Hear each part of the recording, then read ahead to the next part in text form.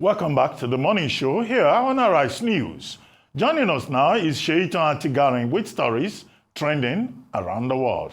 Hello, Sheitan. Good morning. Hello, TGIF doctor. Thank God it's Friday. Thank God it's Friday. Hi, Ayo. Friday. I know. Thank you so much. Good morning, Rufai. Where is the location? Very cute, very demure, very mindful. Oh, you said demure. I heard that somebody called it demure. Nigerians. I was confused. I said, which one is demure? Good morning to you, viewers. Here are some of the stories that are trending across the globe. Good morning. Nigeria's First Lady, Remi Tinubu, has described her office as a glorified one without a formal budget, while defending its role in youth and girl-child education. Addressing guests at the launch of the Renewed Hope Initiative project to accelerate birth registration at scale in Nigeria, she outlined the office's reliance on private donations and strict transparency measures, including audit reports, to manage its activities. Let's take a look. Our office is quite a glorified one, as it is, democratically. Whatever I do, my leader there in the Senate is smiling because we don't have any budget. Even somebody took me to court. We are even in court that, there's one line item in the budget for me, but I said I don't know about it, but we are in court. So we are an office that is keenly watched, but you can see that the money I spend, I flaunt it to everybody because I get them from well-meaning Nigerians. So I'm not afraid to tell them we have a we have an audit report coming. We were working with our audit reports is going on. I'm somebody who is accountable when it comes to Professor Ihonvere can tell you if I can get grant from Ford Foundation, I'm quite accountable with that. Well, there you have it. The First Lady is setting the record straight, reliant on private donations and strict transparency measures. So nobody should come for the First Lady's office and think that maybe they are working with some kind of a funny budget. Just set the record straight. And as usual, I want to start with you because this is the First Lady and I'm starting with my First Lady today. All right. Okay, so I have to say, to be fair, that for our First Lady, Senator Remi Tinubu, personally, I feel she's done well. She's done a lot of work. And she hasn't, a number of people, maybe because of her strong personality or perception as a strong woman, would be, quite high-handed. But what we've seen her do in recent times, or since she took office, is just get the work done, focus on supporting women through the Renewed Hope Initiative. But, Madam First Lady, so all the essays, whose budget is it? Is it from the well-meaning Nigerians? She has a number of essays who come essay to the President, but Office of the First Lady. So there is a provision, and taxpayers are paying for certain amounts of things in her office. If it's about the millions that she's used to run the Renewed Hope Initiative, she's said it again and again, that there are people who have donated generously to her, to her initiative. It's a foundation that's close to her heart. And in focusing on the goodwill, she launched this in Delta State, and that is quite significant because she herself is from Delta State, and so she started off there, and she was able to. The hope is to empower petty traders with the amount 1.8 billion naira has been earmarked for this. So she's doing a lot of work helping grassroots women. We recall that the Office of the First Lady became a thing during the tenure of the former military head of state, General Ibrahim Babangida, and his wife, Miriam Babangida, Hajia Miriam Babangida, and she elevated that position, especially through her work with rural women, better life for rural women. So it looks like, First Lady Remi Tinubu is doing the same. But I think it's important to just, be clear. Some people in her office do get money from state funds. Her SAs, I know she has a number of people who work with her. So except they are being paid from personal pocket. But I want to say kudos to her for the work she's doing so far. Dr. Abati? Okay, there's no budget line provision for the office of wives of governors and presidents. And many Nigerians have always said, look, no money should be allocated to that office. If that were to happen, it would be an aberration. Nigerians always insist that they voted for the president, not his wife.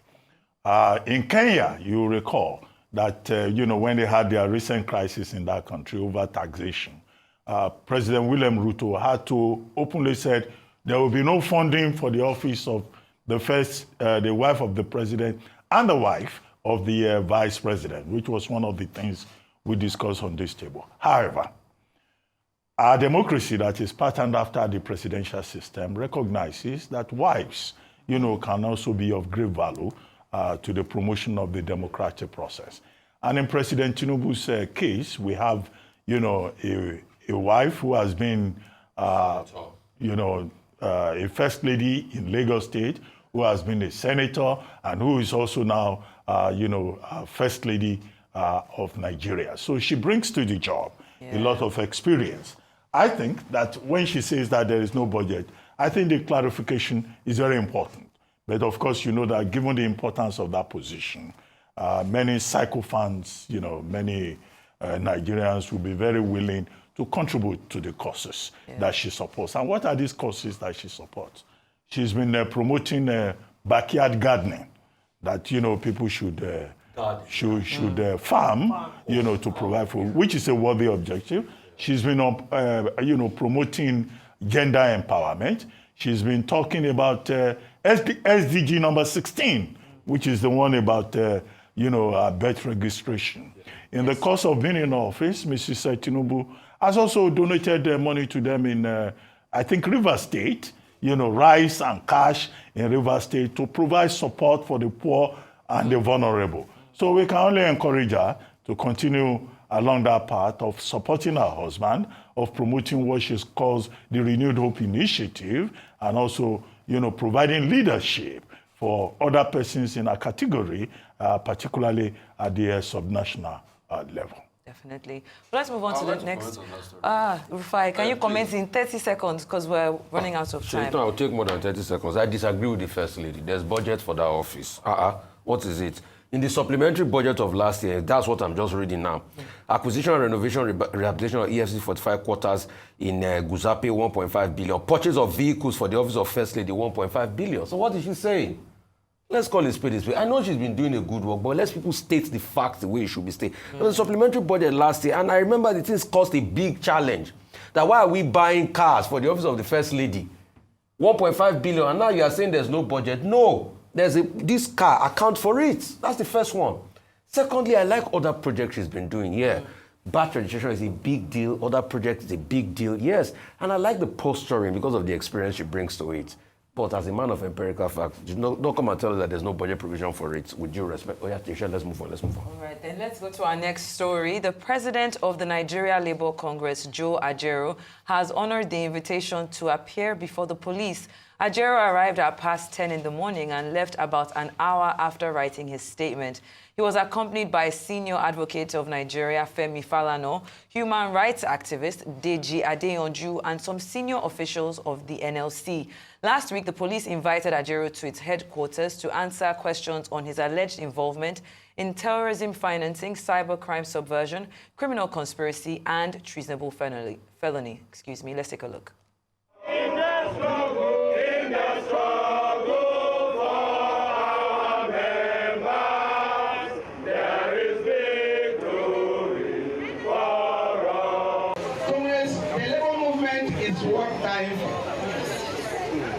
The patriotism and commitment. The Labour movement is one of the biggest pan-Nigerian organizations. Our patriotism from the days of colonial government to even the period of the military is unshakable. We are more patriotic than any other institution you can think of in this country. And we are going to continue to be that. We have gone there and we are back. I just want to confirm to you that as a citizen, I've gone there and we are back here. Well, there you have it. He's honored the invitation. Now, we're a bit, there was this whole brouhaha about the fact that he was even alleged to have done these crimes. Well, he's gone, he's filled his statement, and he's back. And we'll continue to follow up this investigation. But I'd just like to know your thoughts very quickly on what he's just said there, Dr. Abati. Well, you recall that Mr. Joe Ajaero, as NLC president, has been leading, labor disputes with the federal government, particularly on the question of the new national minimum wage. And he is now saying that, look, that new national minimum wage, which is now an act of the National Assembly, which has been signed into law by the president, should be implemented. and that if, you know, it is not implemented, Labour will have no other option but to call out the troops. Ahead of his invitation, there was a visit to the headquarters of the NLC by the Nigeria police. They said they were looking for seditious documents. Sedition, of course, is a colonial piece of legislation that even the British have had to, you know, abandon. So it's seen in the eyes of, you know, members of organized labor to be some form of intimidation, because he was accused of terrorism financing, subversion, forgery, cybercrime. But it turned out that when he went to the police headquarters, the report is that there were no questions along those lines. So where did the government get those allegations from about terrorism financing? Number two is the fact that the police inviting him simply shows that, yes, nobody is above the law. Okay? The police, they can investigate. And he has honored, you know, the police by going there.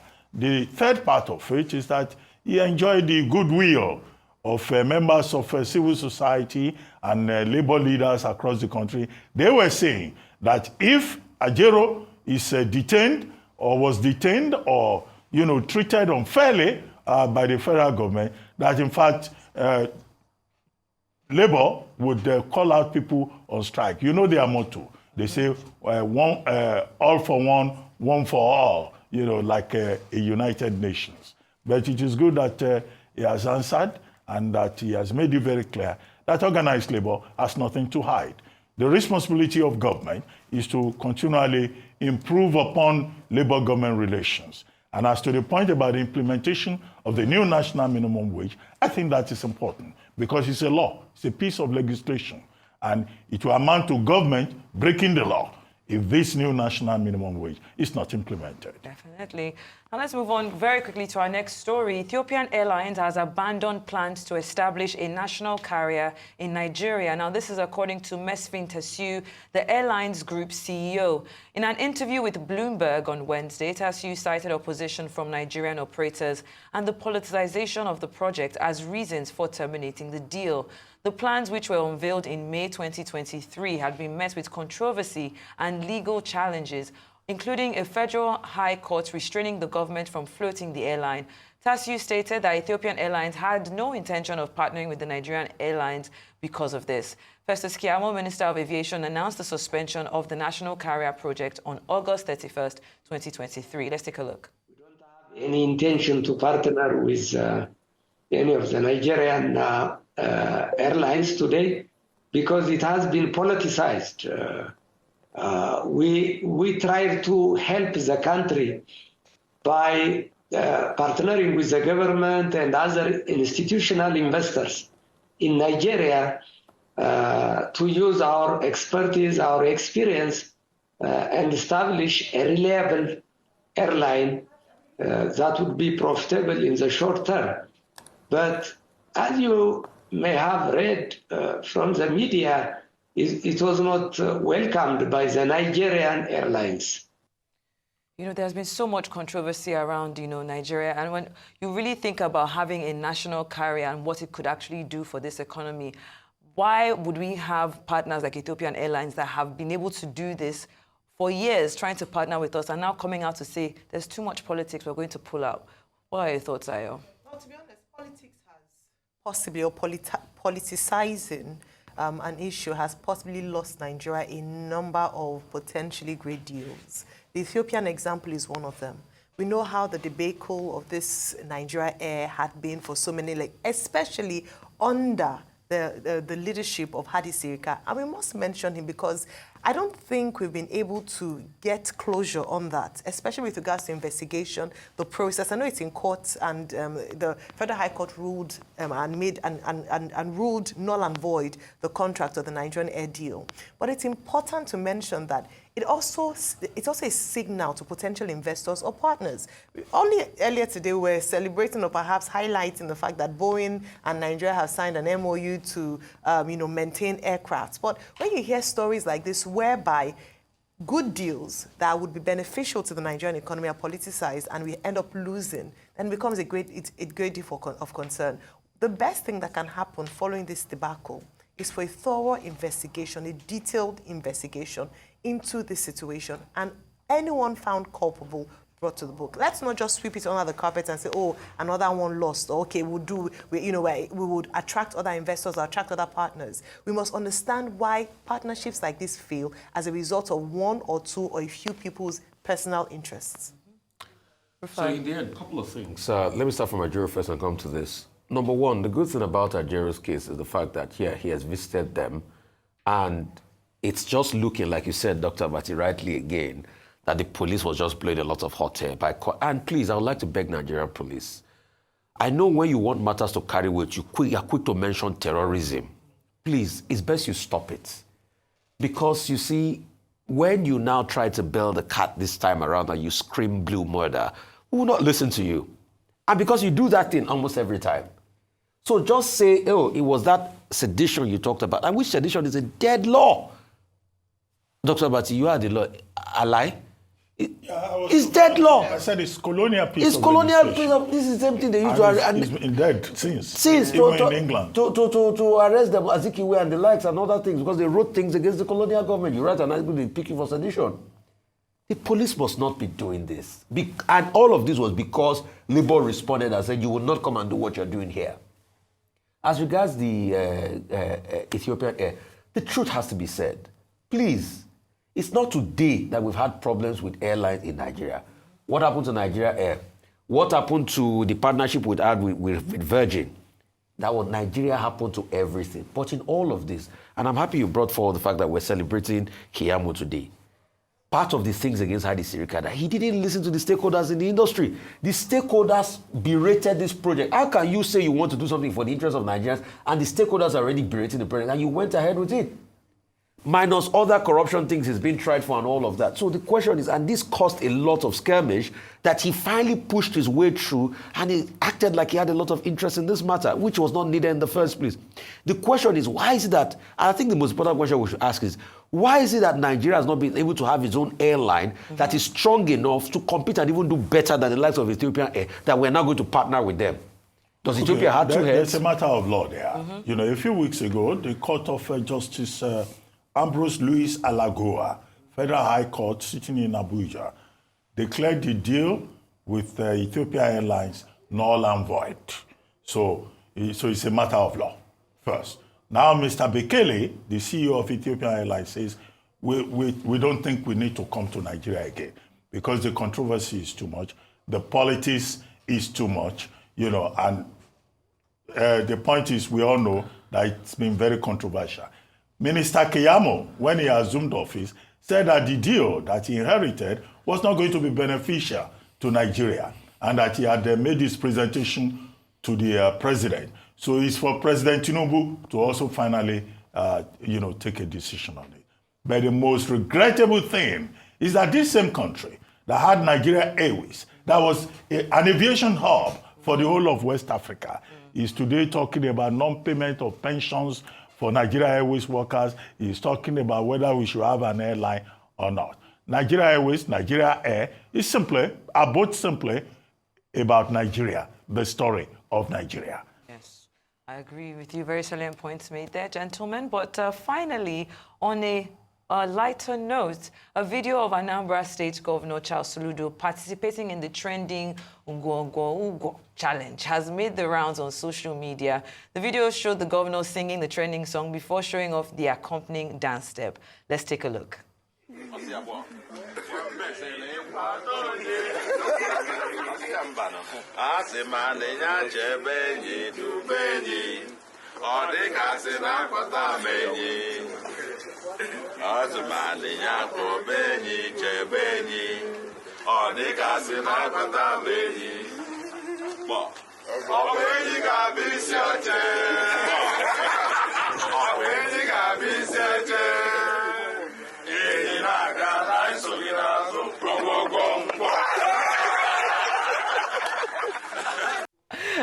Myself and Rufai were trying to actually do the, well, you can't see our legs, unfortunately, but the footwork definitely needs to be studied. I've done my one challenge. It was trending. It's Dr. Rabati and I that, I left. Oh, yeah, do your go. I think, this is about the power of music and the value of culture.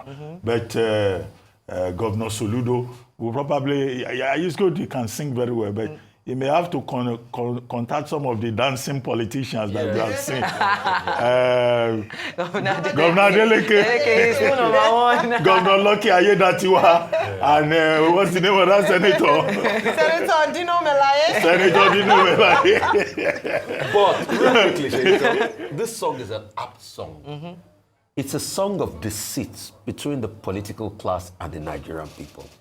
Somebody called Jafet wrote a very interesting article that went viral that I also published. Well, we have to go. Well, Rufai, always the history buff. All right, then that's all I have for you on what's trending. I'm Shaitan Atigari, and of course, have a great weekend. And just before we go, the funeral service of Onyeka Onwenu, Nigeria's Lady of Music, is underway at the Fountain of Life Church in Ilupeju, Lagos. According to reports, it's a very private funeral service. And that's all on today's edition of The Morning Show.